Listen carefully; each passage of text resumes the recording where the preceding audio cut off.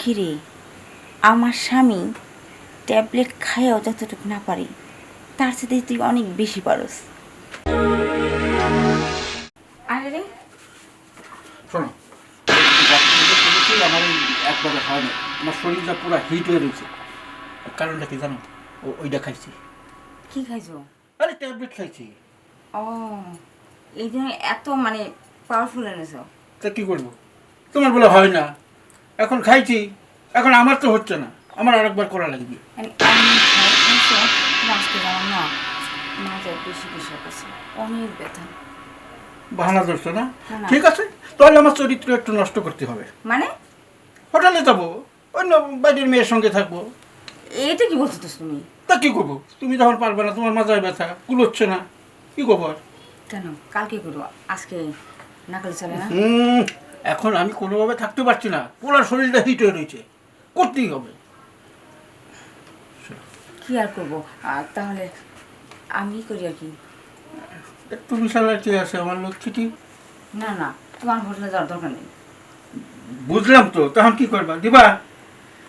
কি আর করবো, দিতে তো হবেই, কিন্তু যেদিন ট্যাবলেট খেয়ে আসো, ইস, সেদিন আমার মাথার আড্ডি ভাঙবো। আর যেদিন ট্যাবলেট না খাও, সেদিন তো ঠিকই আমার সাথে পাও না। তুমি যা শুরু করছো না। এই জন্যই তো ট্যাবলেটটা খাইয়ে আসি, যাতে তোমারে বেশি করে খুশি করতে পারি। তুমি একটা দিনও আমাকে শান্তি দিতে পারো না। যেদিন করো করো, অনেক করো, আর যেদিন করো না, কিছুই হয় না। না, এই কথা কইছো তো, খোটা মারছো তো। শান্তি এখন তোমারে আমি দিচ্ছি, ভালো করে দিচ্ছি। হ্যাঁ, আমার শান্তি গো।